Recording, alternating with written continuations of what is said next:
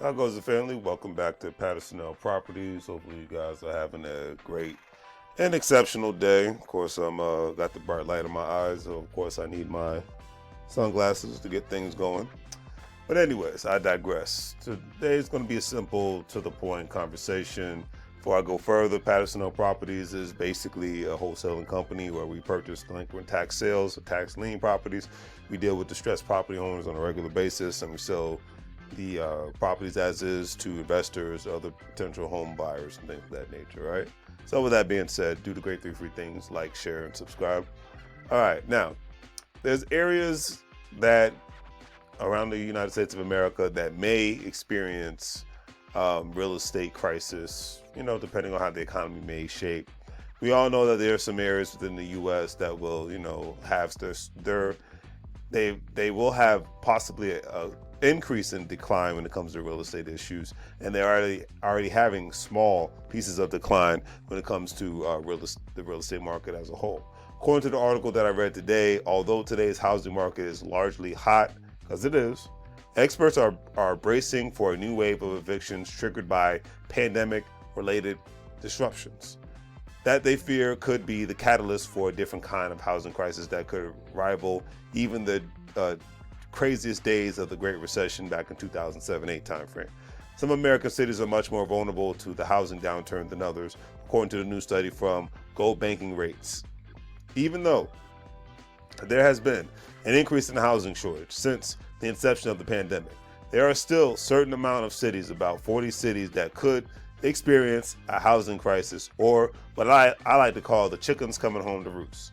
So I'm going to go over the cities that could possibly see this. Cities like Hartford, Connecticut, Pittsburgh, Pennsylvania, Hampton, Virginia, Clearwater, Florida, Corpus Christi, Texas, Newark, New Jersey, San Antonio, Texas, Killeen, Texas, Louisville, Kentucky, Jacksonville, Florida, Winston-Salem, North Carolina, Miami, Florida, Atlanta, Georgia, Cedar Rapids, Iowa, Topeka, Kansas, Memphis, Tennessee, Amarillo, Texas, Birmingham, Alabama, Norfolk, Virginia, Springfield, Massachusetts, Tulsa, Oklahoma, Orlando, Florida, El Paso, Texas, Syracuse, New York, Miami, Florida, Philadelphia, Pennsylvania, Little Rock, Arkansas, Brownsville, Texas, Lafayette, Louisiana, Mobile, Alabama, New Orleans, Louisiana, Augusta, Georgia, Baltimore, Maryland, Columbus, Georgia, Shreveport, Louisiana, Fayetteville, North Carolina, Baton Rouge, Louisiana, Jackson, Mississippi, Macon, Georgia, Laredo, Texas. Now, one of the biggest reasons that all these wonderful major, smaller, whether the major or smaller areas across the United States of America could experience a housing crisis is because these areas are experiencing higher than normal delinquency